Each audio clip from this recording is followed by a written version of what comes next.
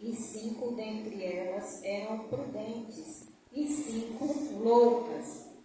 As loucas, tomando as suas lâmpadas, não levaram azeite consigo, mas as prudentes levaram azeite em suas vasilhas com as suas lâmpadas. E tardando o esposo, tosquenejaram todas e adormeceram. Mas à meia-noite ouviu-se um clamor. Aí vem o esposo, sai-lhe ao encontro. Então todas aquelas virgens se levantaram e prepararam as suas vasilhas.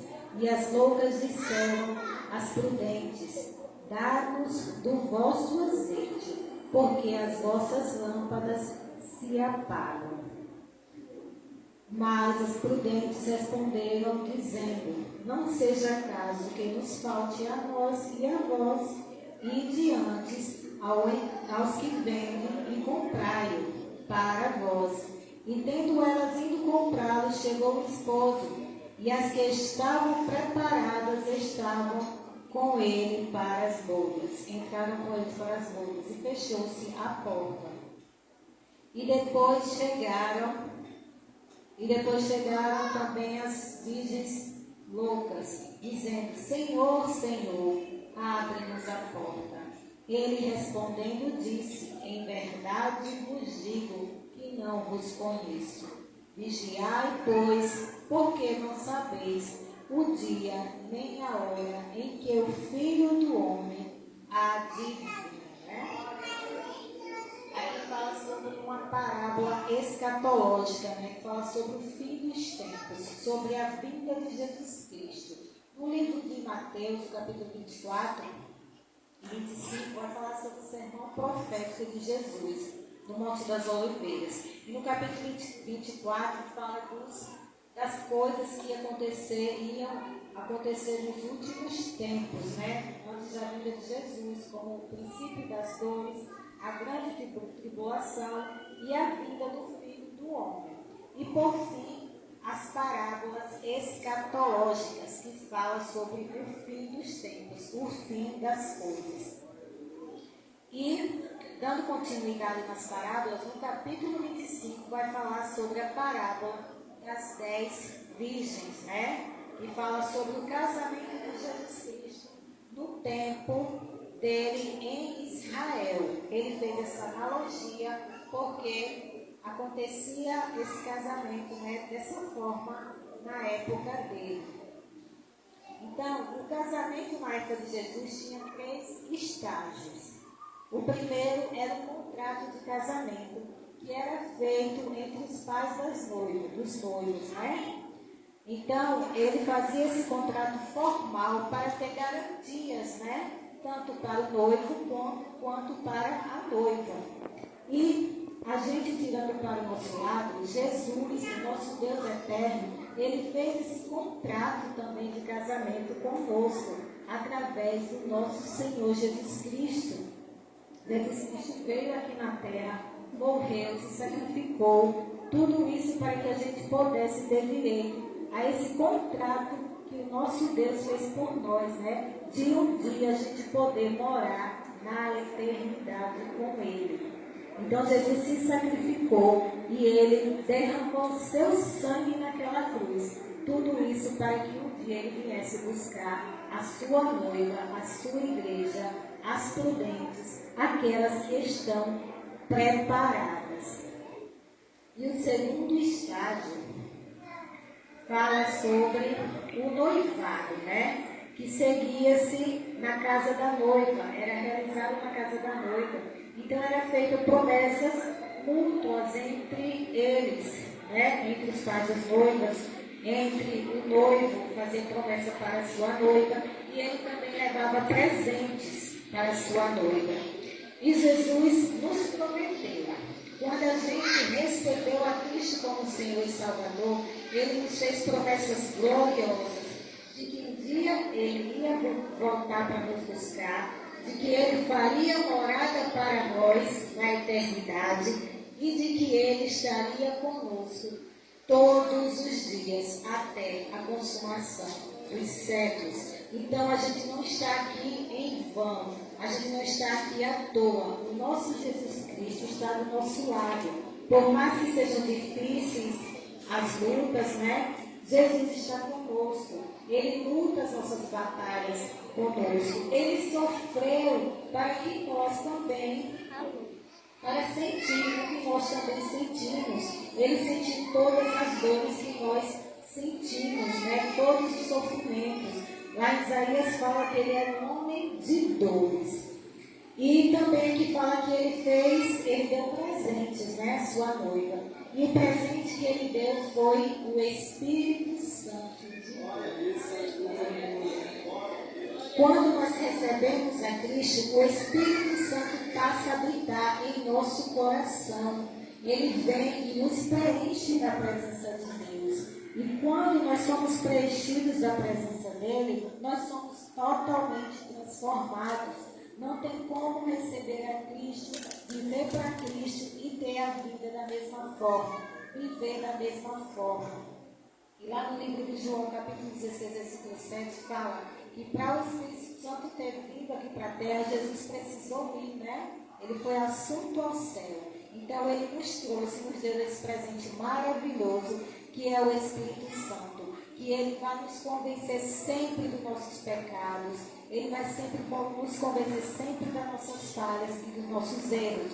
Por isso, quando nós estamos na presença de Deus, quando nós erramos e falhamos, o Espírito Santo vai sempre nos incomodar. Não tem como dizer que é filho de Deus, que é cristão, que vive na igreja e não tem uma vida transformada, nem incomodada pelo Espírito Santo. E também vai nos incomodar a buscar mais de Deus, né? Ele vai colocar no nosso coração para que a gente busque mais e mais a conhecer o nosso Mestre, o nosso amado Jesus Cristo. Amém? E o terceiro estágio fala sobre o casamento, né? Propriamente dito aqui na festa, que é a boda dos cordeiros, no qual o noivo, acompanhado de seus amigos, buscava a noiva na casa de seu pai e a levava em cortejo de volta para sua casa, onde se fazia a festa de casamento.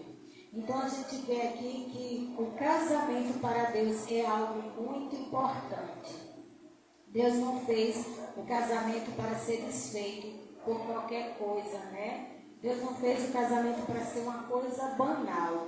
A gente vê na Bíblia que lê Bíblia e sabe, eu creio que a igreja aqui lê Bíblia, né? Porque vocês têm uma missionária que sempre faz isso.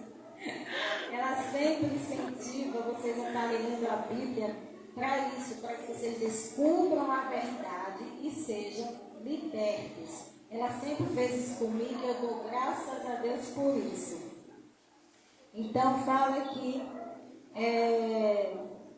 fala sobre a importância do casamento, né? Voltando aqui, que desde Adão e Eva, né? Desde o primeiro casal do mundo, Deus formou o casamento. Lá em Gênesis capítulo 22 e 24 vai falar sobre o casamento do homem e da mulher, que o homem deixará seu pai e sua mãe e se unirá a uma só mulher, né? Então Deus zela e preza e ama os casamentos. E também lá em Apocalipse 19:9 vai falar: bem-aventurados aqueles que são chamados à ceia das bodas do Cordeiro. Essa boda será o casamento da igreja com Cristo. Quando ele vier buscar a sua igreja, a sua noiva, lá acontecerá essa grande festa, essa festa gloriosa que nós todos desejamos e ansiamos a vinda dele, né? Ele fará um grande banquete para receber a sua noiva, para receber a sua igreja, né? E aqui vou falar um pouco sobre parábolas, do porquê Jesus pregou através de parábolas, né? Como o assunto hoje é parábola, é uma parábola, eu vou falar aqui um pouco. Ele falou sobre parábolas. Jesus pregou através de parábolas porque ele era rejeitado pelo seu povo, e pelos sacerdotes e os escribas da lei daquela época, né? Segundo o Augusto Nicodemos, ele falou que as pessoas seguiam a Cristo. Ele era cercado de grande multidão, né? Por onde Jesus passava, muitos o cercavam, estavam sempre querendo Cristo. Mas as pessoas estavam ali porque queriam as maravilhas e as bênçãos que ele tinha para dar. Eles não queriam a salvação, eles não queriam Cristo, né? Infelizmente a gente vê isso nos dias de hoje também, né? Muitas pessoas procuram a igreja, procuram a Cristo, porque querem as bênçãos, não querem o abençoador, que é Jesus Cristo. E ele veio para o mundo, não foi só para trazer bênçãos, ele veio para trazer a salvação. Ele morreu naquela cruz, não foi para nos dar riquezas e bens materiais, ele veio nos dar riquezas na eternidade. É lá que ele está preparando moradas para nós, né? Não que ele não vá nos abençoar, que ele nos abençoa todos os dias. Ele nos faz pessoas vencedoras. Não é à toa que essa igreja é linda, né? É uma igreja abençoada, todos lindos, bem vestidos, porque Deus é quem cuida e ele tem prazer em abençoar os seus filhos. Então ele pregava por parábolas para os seus discípulos, para confundir a mente dos escribas e dos fariseus daquela época. Então, ele resolveu pregar para os seus discípulos para que eles entendessem a mensagem que ele queria passar para as pessoas. Então, as outras pessoas ouviam e não entendiam. E aqui fala, com isso se cumpriu a profecia de Isaías que diz: ouvindo vocês não entenderão, vendo vocês verão e não enxergarão. Lá em Mateus 13, 14 e 23 vai falar sobre isso. Porque aquela multidão ouvia ele falando sobre parábolas, mas elas não conseguiam compreender. Mas os seus discípulos sim, né? Ele fazia essa analogia toda para que Jesus passasse esses ensinamentos para ele. E ele pregava por parábolas para passar lições morais e espirituais para o seu povo. A gente vê lendo as parábolas que ele sempre vai tirar uma lição dessas parábolas, né? E das virgens loucas nós vamos ver, né? Nós vamos ver aqui tirar algumas lições do tema da festa, da festividade, que é Mateus 25, do 1 ao 13, como todos já sabem.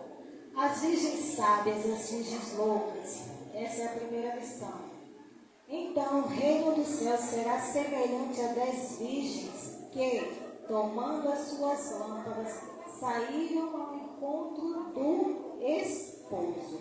Jesus aqui compara o reino dele a uma festa de casamento, né?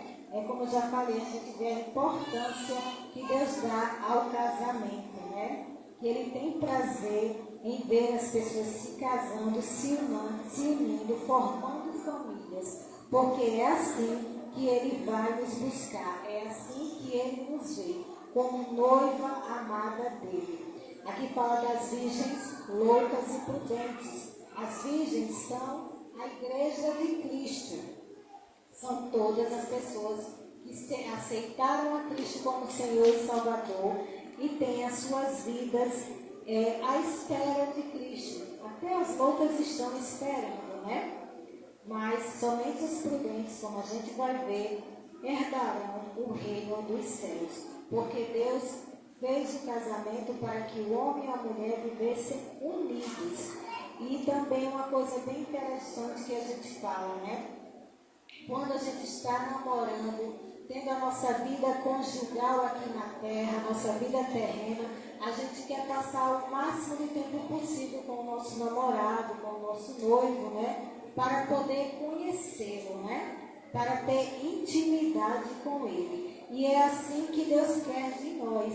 Ele nos quer para ter relacionamento com Ele, para ter intimidade, porque como é que nós vamos morar no céu se a gente nem conhece Jesus? Se a gente só conhece de ouvir falar, se a gente só conhece das pregações. Nós temos que ouvir, conhecer a Cristo, porque a gente quer buscá-lo, porque a gente quer intimidade com Ele. E quem tem a presença do Espírito Santo sempre vai buscar a Cristo de todo o coração.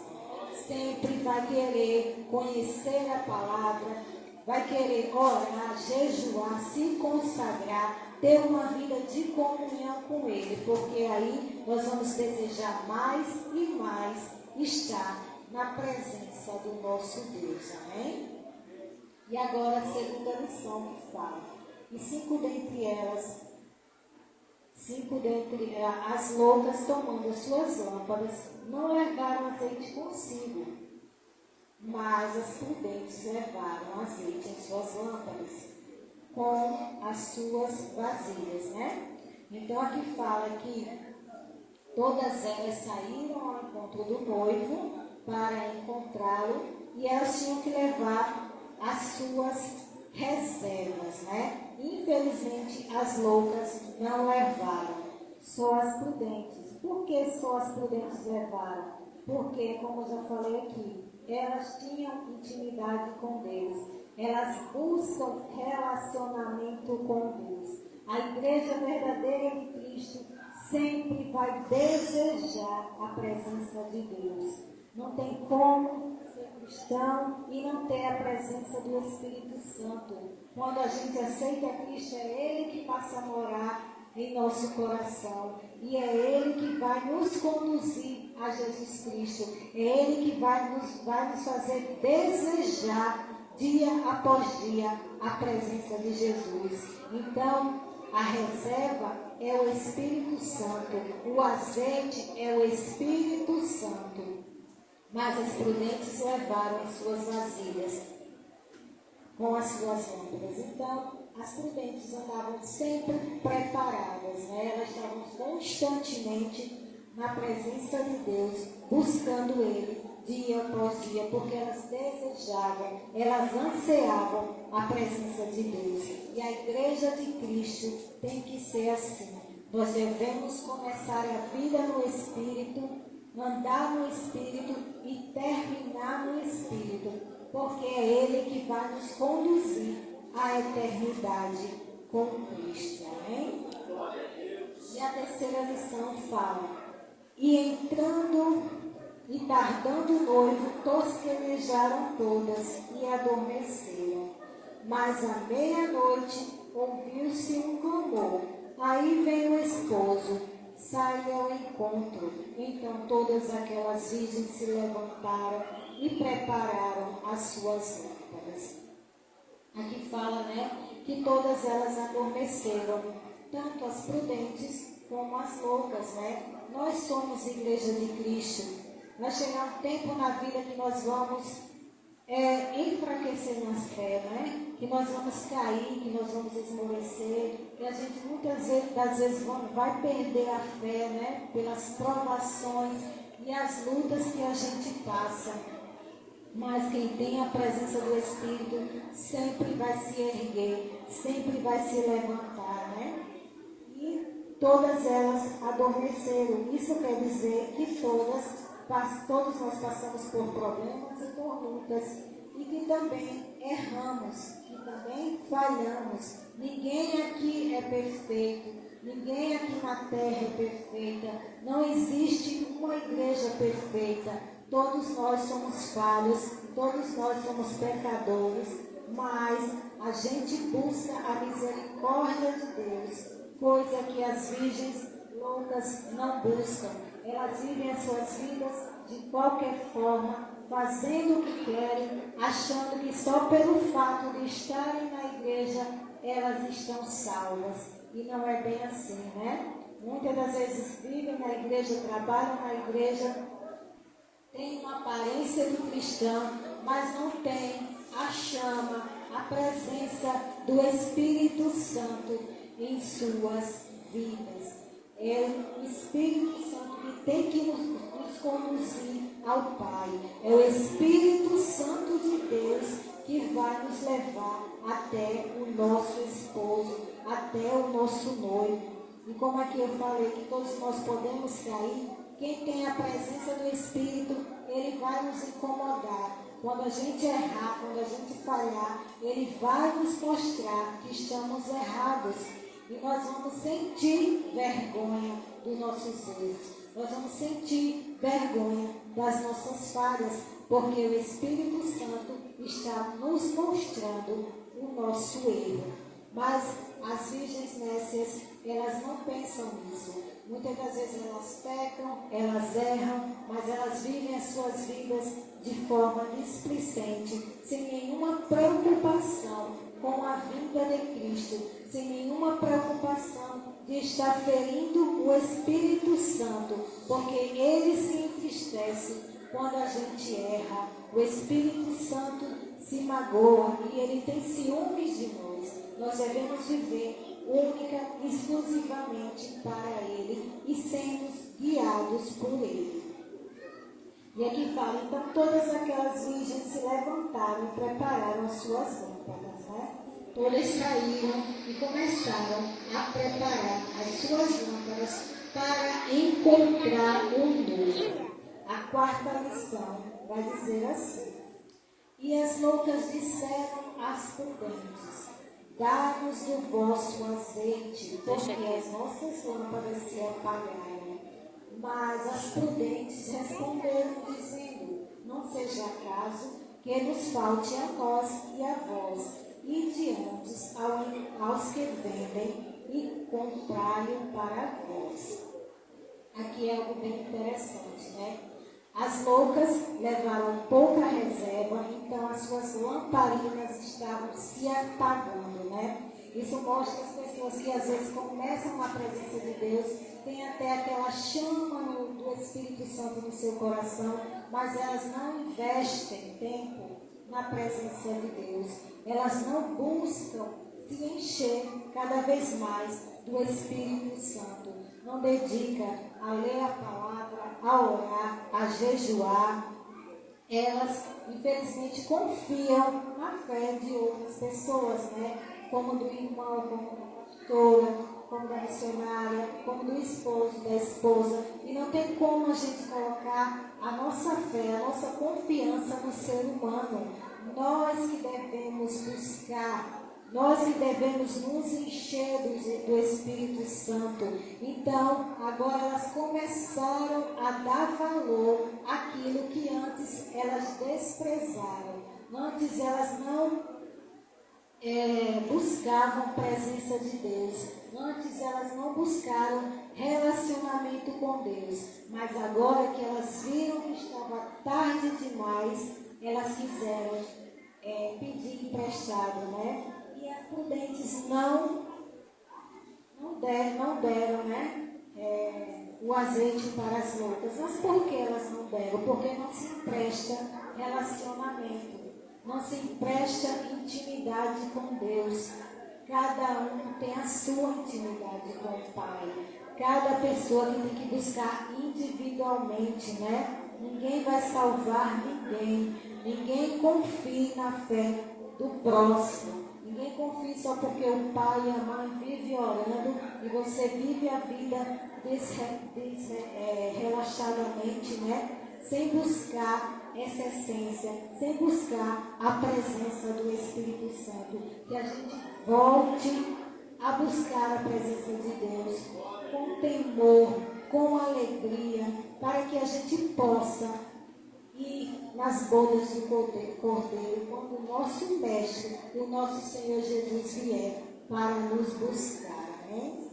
E a quinta lição fala assim: e tendo elas ido comprá-lo, chegou o esposo, e as que estavam preparadas entraram com ele para as bodas, e fechou-se a porta. E depois chegaram também as outras virgens, dizendo: Senhor, Senhor, abra-nos. E ele respondendo disse-lhes: em verdade vos digo que não vos conheço. Então, como eu já falei, elas foram querer se preparar de última hora. E não tem como a gente se preparar de última hora.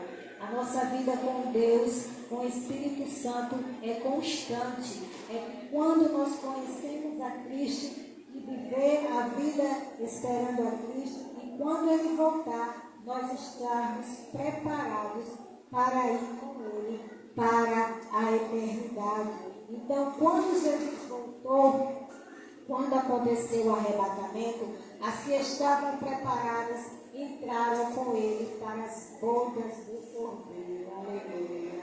Quem está preparado para Cristo irá entrar com Ele, vai ceiar com Ele, vai participar dessa grande festa gloriosa que o nosso Senhor Jesus Cristo está preparando para todos aqueles que o receberam e rejeitaram as suas vidas, rejeitaram a sua carne, rejeitaram o pecado, se santificaram para viver para Ele. Amém? E depois chegaram também as outras virgens dizendo: Senhor, Senhor, abre-nos. E ele disse: em verdade vos digo que não vos conheço. Por que o Senhor Jesus Cristo não as conhecia? Porque ele não tinha intimidade com elas. Elas não buscavam intimidade com Ele. Elas não passavam tempo com o nosso Deus. Vivem a vida preenchendo o dia com tantas e tantas coisas, mas não ganham tempo buscando a presença de Deus. Se a gente tem um tempo muito corrido, com trabalho, com escola, com casa, com faculdade, a gente tem que tirar nem que seja uma hora do nosso dia para se dedicar a Deus. Porque a gente não só é crente na igreja, nós somos crentes fora dela. É fora da igreja que nós vamos mostrar que quem somos cristãos verdadeiros em Cristo Jesus. É nessa presença, é quando nós estamos fora da casa do Senhor, que nós vamos mostrar que somos filhos de Deus. Então a gente deve se dedicar ao máximo a buscar a presença dele, dia após dia. E ele respondeu dizendo que elas não conheciam, né? Porque não tinha intimidade. E aqui no capítulo de Mateus, versículo 7, no capítulo 7, versículo 21 e 23, vai falar daquelas pessoas, né, que pregaram em nome de Jesus, que profetizaram em nome de Jesus, que fizeram até maravilhas no nome de Jesus. Mas elas não entraram na boda do Cordeiro. Quando elas chegaram diante de Deus, ele falou que não as conhecia, porque elas achavam que só pelo fato delas terem dons, delas poderem fazer maravilhas, delas poderem fazer sinais, elas estavam salvas. Muitas pessoas se enganam só porque tem dom de Deus. O dom de Deus é irrevogável, ele dá para qualquer pessoa. Mas isso não quer dizer que a pessoa é cheia da presença do Espírito Santo. Muitas pessoas vivem dessa forma, até prega, profetiza, faz milagres e maravilhas, mas a sua vida secular é uma bagunça. E é da árvore que a gente vai conhecer os frutos, né? Então, infelizmente, a porta da graça vai estar fechada para todas essas pessoas. E a palavra diz: nem todo aquele que me diz Senhor, Senhor, entrará no reino dos céus. E a sexta e última lição diz assim: vigiai, pois, porque não sabeis o dia nem a hora em que o Filho do Homem há de vir. Como nos tempos de Noé, devemos estar vigilantes enquanto a porta da graça está aberta. No tempo de Noé, né, ele passou anos e anos, né, mais ou menos 100 anos, construindo a arca e avisando ao povo que Jesus que ia acontecer um dilúvio, né? E as pessoas não acreditavam, as pessoas o chamavam de louco. E hoje nós vivemos da mesma forma, avisando para as pessoas, muitas das vezes exortando as pessoas para que elas venham se consertar, para que que elas venham ter presença de Deus na vida delas, para que o Espírito Santo venha fazer parte da vida delas, e elas estão debochando, né? Elas não estão se importando. Mas enquanto a porta da graça estiver aberta, ainda há esperança, né? Porque, como falou aqui, quando Jesus veio e pegou as suas virgens prudentes, a porta se fechou e não se abriu mais. No tempo de Noé aconteceu a mesma coisa. Quando Noé construiu toda a arca e a família dele foi para dentro, a porta da arca se fechou e não se abriu mais. E não somos nós que fechamos, é o próprio Deus. Porque se fôssemos nós iríamos ter pena e acabar abrindo a porta. Mas Deus, Ele é soberano e Ele conhece o coração de todas as pessoas. Então que nós estejamos vigilantes e atentos, porque a vinda do Senhor está cada dia mais próxima. Pode ser agora, pode ser amanhã. Seria uma maravilha se fosse agora, né? Se Jesus voltasse e nos levasse para a eternidade. Porque quem não está ligado às coisas do mundo vai desejar a presença de Deus, vai ansiar a presença dele, vai querer que ele volte o mais rápido possível. E eu vou terminar aqui com uma frase do Hernandes Dias Lopes, que ele diz assim: Jesus voltará certamente, brevemente, pessoalmente, visivelmente, audivelmente, inesperadamente, repentinamente, inexplicavelmente, gloriosamente, mas não sabemos o dia e nem a hora. Precisamos viver na ponta dos pés, aguardando ansiosamente a sua vinda. Precisamos estar prontos quando a trombeta soar, proclamando: eis o noivo, sai ao seu encontro. Amém? Eu agradeço a oportunidade em nome de Jesus. Que Deus abençoe a todos.